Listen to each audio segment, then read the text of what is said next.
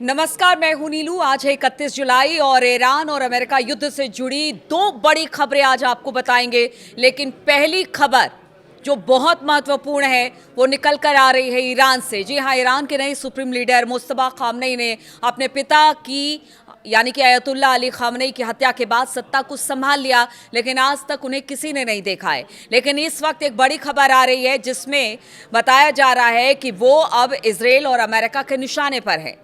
देखिए, हमले के बाद से किसी ने उन्हें नहीं देखा। अमेरिका और इजराइल ने मिसाइलों की बारिश करके आयतुल्ला अली खामनेई साहब की हत्या तो कर दी, लेकिन उनको लगा कि रिजीम चेंज हो जाएगा, ईरान में सब कुछ बदल जाएगा, सत्ता हमारे हाथ में आ जाएगी, लेकिन ऐसा नहीं हुआ और फिर सत्ता आई मुस्तफा के हाथ में। अब यही मुस्तफा अमेरिका और इजराइल की आंखों में खटक रहे हैं। ईरानी सेना उन्हें बचाने के लिए बहुत ही ज्यादा गोपनीयता बरत रही है।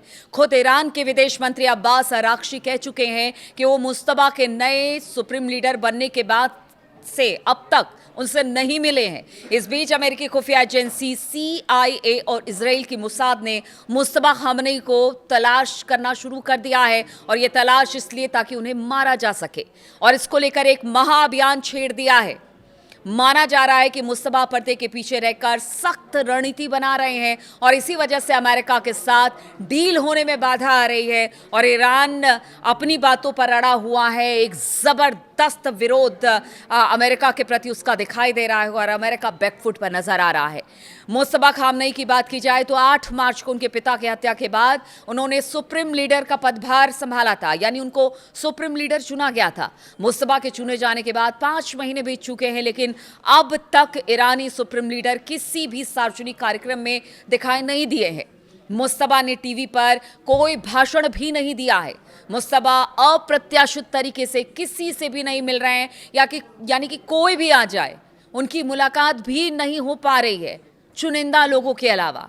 इससे विदेशी खुफिया एजेंसियों में यह सवाल उठने लगा है कि मुस्तफा कहाँ हैं और क्या उनका ही ईरानी नेतृत्व पर कंट्रोल है भी या नहीं है। ये गाहे बगाहे ट्रंप की बातें भी हमने सुनी कि मुस्तफा है ही नहीं, मुस्तफा को मार दिया गया, या मुस्तफा बहुत इस वक्त बुरी तरह से घायल हैं और उनका ठीक होना मुश्किल है। इस तरह की बातें भी हमने सुनी है, और इसीलिए अब अमेरिका को लग रहा है कि आखिर जो ईरान स्ट्रेटेजी बनाकर हम पर हमला कर रहा है, या हमारा जवाब दे रहा है, या पूरी एकदम शिद्दत के साथ डटा हुआ है, तो उसके पीछे कौन है। द टाइम्स की रिपोर्ट के मुताबिक CIA और मुसाद मुस्तफा का पता लगाने में जी तोड़ मेहनत के बाद भी फेल होते दिखाई दे रही हैं। यानी ये जो दोनों एजेंसी है, आप सोचिए, दुनिया में मान्यता रखती है इनकी, ये जो दोनों एजेंसी अमेरिका और इजराइल की, और कहते हैं इनकी कार्यशैली ऐसी है कि दुश्मन कहीं भी छिपा हो ढूंढ ले। लेकिन आप सोचिए कि मुस्तफा को वो ढूंढ नहीं पा रहे हैं। मुस्तफा के आसपास बहुत सी कड़ी सुरक्षा की गई है, बताया जा रहा है, और वो जो है वो कोई भी डिजिटल डिवाइस इस वक्त यूज नहीं कर रहे हैं। पश्चिमी खुफिया सूत्रों के अनुसार मुस्तफा कोई फोन या लैपटॉप इस्तेमाल नहीं कर रहे हैं, उनसे उनका कोई डिजिटल फुटप्रिंट नहीं मिल पा रहा है। इससे पहले की बात की जाए कि मुस्तफा के पिता अयतुल्ला अक्सर नेतृत्व के स्तर पर दिखाई देते थे, लेकिन मुस्तफा ऐसा नहीं हो रहा है, और उनकी सुरक्षा इस वक्त अहम कह लीजिए कि IRGC के लिए भी काफ़ी ज़्यादा अहम है, क्योंकि मुस्तफा को बचा के रखना है। बताया जा रहा है कि मुस्तफा केवल हाथों से लिखा संदेश भेज रहे हैं, और इसे सेना IRGC के विश्वसनीय कुरियर के जरिए भेजा जाता है, ताकि उनके ठिकाने के बारे में किसी को कुछ पता ना चल पाए। यानी अगर उनके हाथ में इलेक्ट्रॉनिक डिवाइस किसी भी तरह का होगा तो उनको ट्रेस करना आसान होगा, लेकिन किसी तरह का इलेक्ट्रॉनिक डिवाइस भी मुस्तफा इस्तेमाल नहीं कर रहे हैं, और अगर कभी भी कोई भी संदेश देना पड़ता है मुस्तफा को तो वो लिखित रूप से दे रहे हैं, और वो भी IRGC और सेना के थ्रू। देखिए, इसी वजह से मुसाद और CIA दोनों ही मुस्तफा का पता लगाने में इस वक्त फेल साबित हो रहे हैं। खुफिया विश्लेषकों का मानना है कि मुस्तफा तेहरान के किसी भूमिगत बंकर या फिर धार्मिक रूप से अहम कोम शहर के पास सुरंगों के जाल में इस वक्त रह रहे हैं और वहीं से अपना काम कर रहे हैं। कुछ पूर्व खुफिया अधिकारियों का कहना है कि हो सकता है कि ईरान किसी सुरक्षा झांसे का इस्तेमाल कर रहा हो। मुस्तफा के लगातार गायब रहने की वजह से उनकी शारीरिक स्थिति को लेकर भी सवाल उठ रहे थे। कई रिपोर्टों में दावा किया गया कि मुस्तफा के शरीर को भी हमले में काफ़ी नुकसान हुआ, जैसा मैं आपको बता भी रही थी, और इस बात की जो आशंका है वो अमेरिका भी लगा रहा है। इसके बाद CIA का कहना है कि मुस्तफा जिंदा है, काम कर रहे हैं, ये CIA कह रहा है। ईरान के राष्ट्रपति भी कह चुके हैं कि वो मुस्तफा से निजी तौर पर मिले हैं। मुस्तफा के इस तरह से गायब रहने से सेना आईआरजीसी काफी ताकतवर इस वक्त दिखाई दे रही है। आप देखिए दूसरी बड़ी खबर जो आ रही है वो किसी भी लिहाज से, ना व्यापार के लिहाज से, ना अरब मुल्कों के लिहाज से, ना ईरान के लिहाज से, ना हूती के लिहाज से, किसी के लिए ठीक नहीं है। दुनिया के सबसे अहम समुद्री रास्तों पर बढ़ते खतरे के बीच सऊदी अरब ने एक बड़ा कदम उठा लिया है। सऊदी ने पाकिस्तान, बांग्लादेश, मिस्र, कतर समेत 13 देशों के साथ मिलकर एक नया नौसैनिक गठबंधन बनाने का फैसला किया है और इसका मकसद है बाब अल मंदेब स्ट्रेट, लाल सागर और अदन की खाड़ी जैसे रणनीतिक इलाकों से गुजरने वाले व्यापारिक जहाजों की सुरक्षा करना। क्योंकि हमने देखा कि हूती किस तरह से जहाजों को निशाना बना रहा है, चाहे वो अमेरिका के जहाज हो या फिर बाकी देशों के जहाज हो, और उनका कहना है कि अब मंदेब से वो टोल भी वसूलेंगे। ऐसे में अब जरूरत पड़ गई है सऊदी अरब को कि बाकी मुल्कों के साथ मिलकर एक ऐसी सेना तैयार की जाए जो हूती से लड़ पाए। लेकिन क्या ये जो सेना बन रही है वो सिर्फ हूती या फिर अल मंदेब तक ही सीमित रहेगी या इसका प्रभाव हॉर्मुज तक रहेगा, ये तो बात की बात है। लेकिन ईरान समर्थित हूती लड़ाकों के हमले और अमेरिका ईरान जंग की वजह से हॉर्मुज में पैदा हुए संकट ने दुनिया भर में तेल और ऊर्जा आपूर्ति को लेकर चिंता बढ़ा दी है। यह फैसला ऐसे समय में लिया गया है जब ईरान समर्थित हूती, उनके जो लड़ाके हैं वो सऊदी अरब के खिलाफ समुद्री नाकेबंदी कर रहे हैं और लगातार हमला भी कर रहे हैं, जिससे समुद्री व्यापार लगातार प्रभावित हो रहा है। वहीं हॉर्मुज बंद होने की वजह से जहाज़ों की आवाजाही में पहले से दिक्कत आ रही थी। इन सुरक्षा खतरों ने दुनिया भर में तेल और गैस की सप्लाई को लेकर चिंता बहुत ज़्यादा बढ़ा दी और कच्चे तेल की कीमतें आप सोचें कि $90 प्रति बैरल के करीब या फिर उससे ज़्यादा भी बताया जा रहा है कि अगर इसी तरह की स्थिति रही तो फिर मतलब $125 प्रति बैरल तक पहुंच जाएगी, ऐसा भी जानकार मानते हैं। तो देखिए, सऊदी रक्षा मंत्रालय के मुताबिक इस गठबंधन के संस्थापक सदस्य देशों में सऊदी अरब, कुवैत, बहरीन, कतर, पाकिस्तान, तुर्की, मिस्र, Jordan, Yemen, Bangladesh, Nigeria, Sudan, Djibouti और सोमालिया शामिल हैं।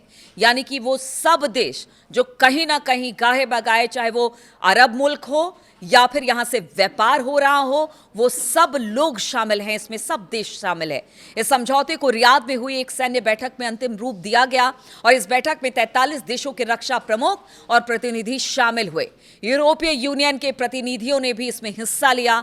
मंत्रालय के अनुसार बैठक में मौजूद अधिकारियों ने प्रस्तावित नियमों और ढांचे पर आमने सामने और कुछ जगहों पर वीडियो कॉन्फ्रेंसिंग के जरिए भी चर्चा की। सऊदी अरब इस गठबंधन का संस्थापक देश होगा और इसका मुख्यालय भी सऊदी अरब में बनाया जाएगा।